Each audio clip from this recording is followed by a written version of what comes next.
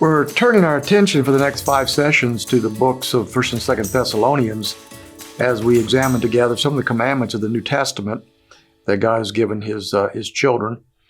These two little books were perhaps the earliest books that Paul wrote. Some believe that Galatians might have been written earlier, but these are very early in the writings of Paul. And he had been at the Greek town of Thessalonica, the city there, for just a short time. As far as we can tell from the book of Acts, under a month was he there preaching and teaching to people. And it's amazing to think that a church was founded within a month, and a church that was sophisticated enough doctrinally to understand at least the basics of Christianity.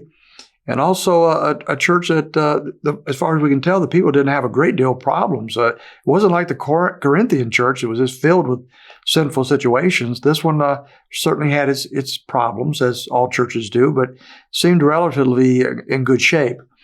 The one issue that seemed to be on their minds more than any other was what we call eschatology, or end times. In every chapter of these two books, Paul talks about the coming of Christ and the surrounding details of that. So it's an excellent study, these two books are, on end-time events and what's coming up. So Paul's talking about that here, but there's not a lot of commandments in 1st and 2nd Thessalonians. He's giving information. He's talking about what's going to happen in the future. He's talking about the coming of Christ. He's talking about the Antichrist and all these kinds of events. It's a very fascinating study. So there's not a lot of commandments in the book. So we're going to look at a few together.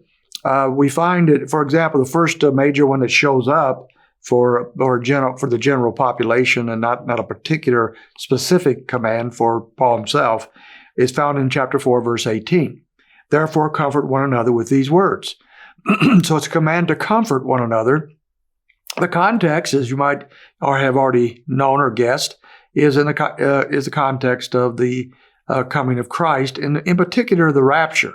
And so we have a group of people here who are apparently anxious, confused, something about the return of Christ. It would appear that some teacher had gone through, or some group had gone through, and said that Christ is already come, or he's not coming, or something. And the people were quite exasperated by that. They didn't know what to think. If Christ had already come, and the dead in Christ, those have already passed away, or they're in the grave, what's going to become of them? And what's going to become of them? They were expecting to go to be with the Lord, and so they're very confused. So Paul writes this passage to unconfuse them, to inform them about the future events. And this is what we call often the rapture, based upon the words caught up in verse 17. In Latin, caught up is rapture, and that's where we get our term rapture. So the comfort wraps around the coming of Christ for his children. In verse 13, he says, "We do not want you to be uninformed, brethren, about those who are asleep, that is, passed away or died, so that you may not grieve as do the rest who have no hope.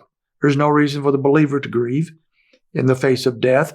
For if we believe that Jesus died and rose again, even so God will bring with him those who have fallen asleep in Jesus. For this we say to you by the word of the Lord, that we who are alive and remain until the coming of the Lord will not precede those who have fallen asleep. For the Lord himself will descend from heaven with a shout, with the voice of the archangel, and the trumpet of God, and the dead in Christ will rise first. Then we who are alive and remain will be caught up together with them in the clouds to meet the Lord in the air, and so we will always be with the Lord. Therefore, comfort one another with these words."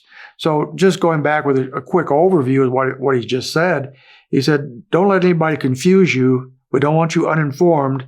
The Lord is returning. When the Lord returns, and in this particular passage, unlike the second coming of Christ, the Lord does not come back to earth. He comes to our atmosphere, to the clouds, and he calls up to himself his people, the believers.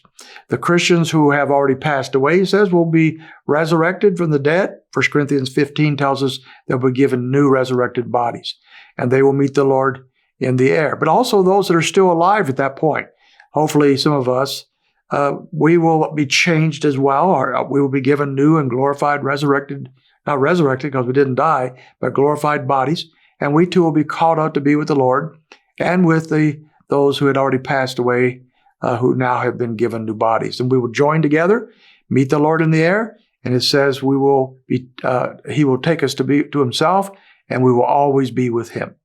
And so with words like that in the face of the future, in the face of death, in the face of the coming of Christ, with words like that, we certainly can comfort one another. The difference here is this is actually a command. We should be comforting one another in the light of what God has planned for His children in the future. I know that comforts me.